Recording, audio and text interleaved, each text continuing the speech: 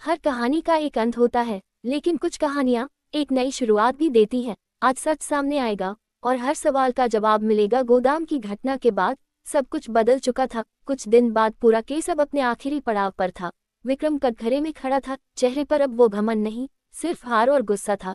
जज ने गंभीर आवाज में कहा, सारे सबूतों और गवाहों के आधार पर कोर्ट इस निष्कर्ष पर पहुंची है कि विक्रम ही इस पूरे अपराध का मुख्य दोषी है। रिया की आंखों में आंसू आ गए। जज ने आगे कहा, विक्रम को उम्रकैद की सजा सुनाई जाती है।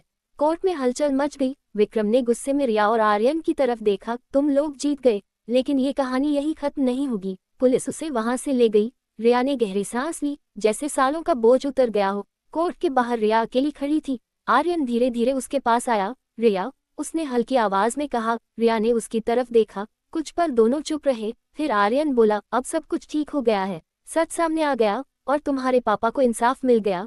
रिया की आंखों में फिर से आंसू आ गए। हाँ, इंसाफ तो मिल गया, उसने धीरे से कहा, लेकिन जो खो गया वो कभी वापस नहीं आएगा। आर्यन समझ गया, मैं जानता हूँ, मैंने तुम्हें बहुत दर्द दिया है, उसने सिर झुकाकर कहा, और शायद मैं इसके लायक भी नहीं हूँ। रिया की आंखों में पुरानी यादें घूमने लगी। वो पल, वो प्यार, वो भरोसा, लेकिन फिर वो रात, वो सच, वो दर्द। रिया ने गहरी सांस ली। प्यार सिर्फ साथ रहने का नाम नहीं होता, कभी कभी छोड़ देना भी प्यार होता है। आर्यन की आंखों में आंसू आ गए। मतलब तुम मुझे छोड़ रही हो, उसने पूछा। रिया ने हल्की सी मुस्कान के साथ कहा, शायद किस्मत यही चाहती है। रिया धीरे धीरे वहां से चली गई। आर्यन वहीं खड़ा रह गया, अकेला और खामोश। कुछ समय बाद रिया ने अपनी जिंदगी को एक नया मकसद दिया, सच के लिए लड़ना और दूसरों को इंसाफ दिलाना। और आर्यन, वो अब भी उसी मोड़ पर खड़ा था जहां उसने सब कुछ खो दिया था। लेकिन कहानी अभी पूरी तरह खत्म नहीं हुई थी। एक दिन रिया को एक लेटर मिला। उसने जैसे ही उसे खोला, उसकी आंखें हैरानी से फैल गईं। मैं वापस आऊंगा, लेटर के नीचे नाम लिखा था। विक्रम। रिया के हाथ कांपने लगे। रिया के हाथ में वो लेटर अब भी कांप रहा था। मैं वापस आऊंगा, विक्रम। उसकी आंखों में डर और गुस्सा दोनों था। ये कैसे हो सकता है, वो तो जेल में है, रिया खुद से बोली। उधर जेल में विक्रम अपनी कोठरी में बैठा था, चेहरे पर एक अजीब सी मुस्कान। एक गार्ड उसके पास आया। तुमसे मिलने कोई आया है, गार्ड ने कहा। विक्रम ने सिर उठाया। आखिर आ ही गए। गार्ड उसे विजिटर रूम में ले गया। वहां एक आदमी बैठा था, चेहरा छुपा हुआ। कौन हो तुम, विक्रम ने पूछा। वो आदमी धीरे धीरे मुस्कुराया। तुम्हारा नया पार्टनर। विक्रम की आंखों में चमक आ गई। मतलब, उसने पूछा। वो आदमी आगे झुका। मतलब तुम्हारा बदला अभी खत्म नहीं हुआ है। विक्रम हंस पड़ा। मुझे पता था ये कहानी इतनी आसानी से खत्म नहीं होगी। वापस रिया अब पहले जैसी नहीं रही थी, वो मजबूत बन चुकी थी। उसने वो लेटर अपने बैग में रखा। अगर विक्रम वापस आएगा तो इस बार मैं तैयार रहूंगी। उधर आर्यन अब अकेला था, लेकिन उसके दिल में अब भी रिया के लिए वही प्यार था। एक दिन उसके पास भी एक अनजान कॉल आया। हेलो। दूसरी तरफ से आवाज आई, अगर रिया को बचाना है तो तुरंत शहर छोड़ दो। आर्यन चौंक गया, कौन बोल रहा है? लेकिन कॉल कट चुका था। आर्यन के चेहरे पर टेंशन साफ दिख रही थी। क्या रिया फिर से खतरे में है? रात में रिया घर में रिया अकेली थी। तभी दरवाजे पर हल्की सी दस्तक हुई। ठक ठक। रिया सावधानी से दरवाजे के पास गई। कौन है, उसने पूछा। कोई जवाब नहीं। उसने धीरे धीरे दरवाजा खोला और जैसे ही उसने बाहर देखा, उसकी आंखें डर से फैल गईं। तुम, उसके मुंह से निकला। दरवाजे पर खड़ा था कोई ऐसा जिसे वो कभी भूल नहीं सकती थी। रिया के हाथ दरवाजे पर ही रुक गए। उसकी आंखें डर से फैल चुकी थीं। दरवाजे पर खड़ा था रोहित, उसका भाई।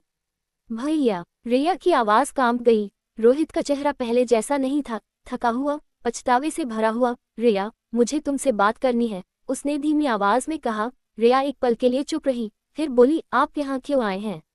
रोहित ने नजरें झुका ली। क्योंकि तुम्हारी जान खतरे में है। रिया चौंक गई। क्या मतलब?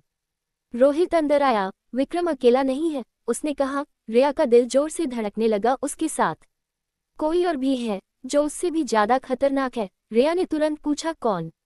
रोहित ने गहरी सांस ली। वो आदमी जो हमेशा पर्दे के पीछे था। रिया को कुछ समझ नहीं आ रहा था। साफ साफ बताए भैया, वो गुस्से में बोली। रोहित ने उसकी आंखों में देखते हुए कहा, वो इंसान तुम्हारे बहुत करीब है। रिया के दिल में डर बैठ गया। कौन, उसने धीरे से पूछा। रोहित कुछ कहने ही वाला था, तभी धड़ाम, गोली की आवाज गूंजी। रिया चीखो, ठीक भैया। रोहित उसके सामने गिर पड़ा। उसके सीने से खून बह रहा था। रिया घबरा गई, ये किसने किया? तभी अंधेरे से एक शख्स बाहर आया। उसका चेहरा छाया में था। वो धीरे धीरे रोशनी में आया और जैसे ही रिया ने उसे देखा उसके होश उड़ गए। तुम? उसकी आवाज़ कांप गई। वो शख्स मुस्कुराया, हाँ रिया, मैं। रिया की सांसें रुक गई थी। उसके सामने खड़ा था वो शख्स जिसे देखकर उसकी पूरी दुनिया हिल गई, कबीर। रिया की आंखों में यकीन और डर एक साथ था। तुम, ये सब? वो कुछ समझ ही नहीं पा रही थी। कबीर धीरे धीरे मुस्कुराया, लेकिन इस बार उसकी मुस्कान में वो सच्चाई नहीं थी, सिर्फ चालाकी थी। आखिर तुम्हें पता चल ही गया, रिया ने पीछे हटते हुए कहा। तुम तो हमारी मदद कर रहे थे कोर्ट में। कबीर हंस पड़ा, वो सिर्फ एक नाटक था। रिया का दिल एक बार फिर टूट गया। लेकिन क्यों? उसने रोते हुए पूछा। कबीर ने ठंडी आवाज में कहा, क्योंकि ये पूरा खेल मैंने शुरू किया था। रिया के पैरों तले जमीन खिसक गई। विक्रम, संजय, रोहित, कबीर बोला, ये सब सिर्फ मेरे मोहरे थे। रिया हैरान रह गई, लेकिन तुम्हें इससे क्या मिला? कबीर की आंखों में नफरत भर गई। बदला? किस बात का बदला? रिया ने पूछा। कबीर धीरे धीरे उसके करीब आया। तुम्हारे पापा से। रिया का दिल थम गया। मेरे पापा? उसने फुसफुसाते हुए कहा। कबीर ने कहा, तुम्हारे पापा की वजह से मेरे पिता ने सब कुछ खो दिया था।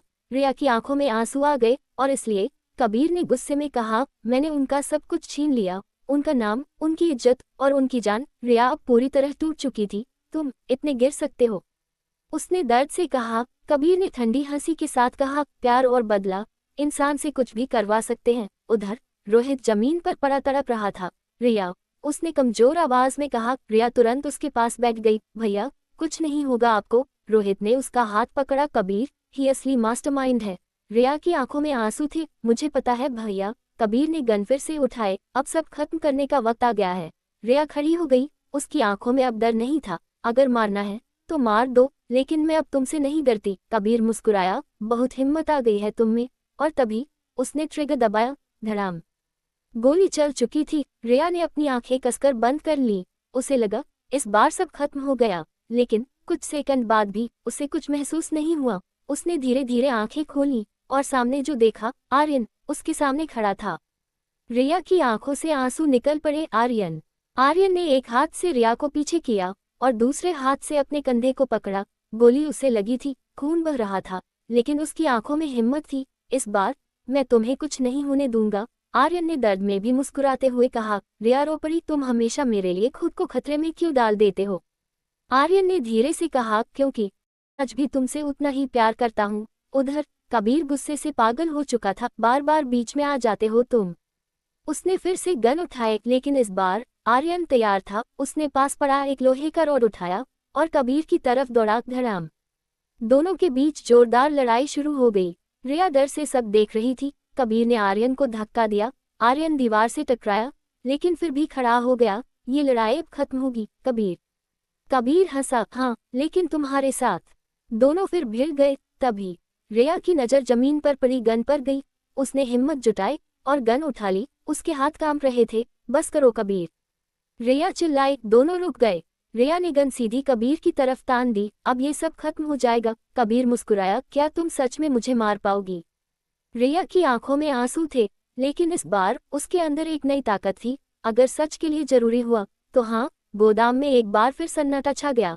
अब फैसला रिया के हाथ में था। गोदाम में सन्नाटा छाया हुआ था। रिया के हाथ में गन और सामने खड़ा कबीर। उसकी उंगली ट्रिगर पर थी, लेकिन दिल कांप रहा था। मारो मुझे, कबीर ने मुस्कुराते हुए कहा। खत्म कर दो ये कहानी। रिया की आंखों में आंसू भर आए। मैं तुम्हारी तरह नहीं बन सकती, उसने कांपती आवाज में कहा। मैं किसी की जान नहीं ले सकती। कबीर हंस पड़ा। यही तुम्हारी सबसे बड़ी कमजोरी है। तभी कबीर ने अचानक मौका देखकर रिया की तरफ झपट्टा मारा। रिया सावधान।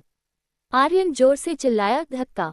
गन रिया के हाथ से छूट गई। कबीर ने उसे पकड़ लिया। अब गन फिर से कबीर के हाथ में थी। रिया घबरा गई। अब खत्म, कबीर ने ठंडी आवाज में कहा। उसने गन सीधी आर्यन की तरफ तान दी। रिया चीखी। ठीक नहीं। लेकिन इस बार आर्यन ने डरने के बजाय खुद को कबीर के सामने खड़ा कर दिया। अगर किसी को मारना है तो मुझे मारो, आर्यन ने कहा। रिया रोने लगी। नहीं प्लीज। कबीर ने ट्रिगर दबाने के लिए उंगली दबाई, लेकिन तभी पुलिस की आवाज गूंजी। हथियार नीचे रखो कबीर। कबीर चौंक गया। दरवाजे से पुलिस अंदर घुस आए। कबीर ने चारों तरफ देखा। अब उसके पास कोई रास्ता नहीं था। वो धीरे धीरे पीछे हटने लगा। ये खत्म नहीं हुआ है, उसने गुस्से में कहा, लेकिन इस बार उसकी आवाज में डर साफ था। पुलिस ने उसे घेर लिया। कुछ सेकंड की खामोशी के बाद कबीर ने गन नीचे फेंक दी। पुलिस ने उसे तुरंत गिरफ्तार कर लिया। रिया वहीं बैठ गई, आंखों से आंसू बह रहे थे। आर्यन उसके पास आया। सब खत्म हो गया, उसने धीरे से कहा। रिया ने उसकी तरफ देखा। हाँ, अब सच जीत गया, उसने कहा। दोनों एक दूसरे को देखते रहे, लेकिन इस बार उनके बीच सब कुछ पहले जैसा नहीं था। प्यार था, लेकिन दर्द भी, और शायद कुछ अधूरापन भी। गोदाम की उस रात के बाद सब कुछ बदल चुका था। कुछ महीनों बाद शहर में अब सब शांत था। कबीर और विक्रम दोनों जेल में थे, और रिया के पिता को आखिरकार इंसाफ मिल चुका था। लेकिन कुछ जख्म ऐसे होते हैं जो कभी पूरी तरह नहीं भरते। रिया अब पहले से ज्यादा मजबूत बन चुकी थी। वो अब एक वकील बन गई थी, और दूसरों को इंसाफ दिलाना ही उसकी जिंदगी का मकसद बन चुका था। एक दिन कोर्ट के बाहर रिया केस जीतकर बाहर निकली। उसके चेहरे पर संतोष था। तभी किसी ने पीछे से आवाज दी, रिया। वो आवाज जिसे वो कभी भूल नहीं सकती थी। रिया धीरे धीरे पलटी, और सामने खड़ा था आर्यन। वही आंखें, वही एहसास, लेकिन वक्त ने दोनों को बदल दिया था। कुछ पल के लिए दोनों बस एक दूसरे को देखते रहे। कैसी हो? आर्यन ने धीरे से पूछा। रिया हल्का सा मुस्कुराए। अब ठीक हूँ, और तुम? उसने पूछा। आर्यन ने गहरी सांस ली। तुम्हारे बिना अधूरा। रिया की आंखों में हल्की नमी आ गई। हम दोनों ने बहुत कुछ खोया है, वो बोली। आर्यन ने सिर हिलाया। लेकिन शायद अभी भी कुछ बाकी है। रिया चुप रही। क्या हम फिर से शुरू कर सकते हैं? आर्यन ने उम्मीद से पूछा। रिया ने उसकी आंखों में देखा। वो प्यार जो कभी खत्म नहीं हुआ था, आज भी वही था, लेकिन उसके दिल में वो दर्द भी था जो कभी मिट नहीं सकता था। कुछ पल की खामोशी के बाद रिया मुस्कुराई। शायद इस बार हम प्यार नहीं, दोस्ती से शुरू करें। आर्यन की आंखों में हल्की सी चमक आ गई। मुझे मंजूर। साथ साथ चलने लगे। प्यार अधूरा नहीं था, बस इस बार थोड़ा समझदार हो गया था। आसमान में ढलता सूरज, और एक नई शुरुआत। दी एंड। प्यार कभी खत्म नहीं होता, बस वक्त के साथ बदल जाता है। ये कहानी यहीं खत्म होती है, लेकिन इसका एहसास हमेशा रहेगा। अगर आपको ये पूरी कहानी पसंद आए हो तो वीडियो को लाइक और शेयर जरूर करें। ऐसी और दिल छू लेने वाली कहानियों के लिए हमारे चैनल को सब्सक्राइब करें। धन्यवाद।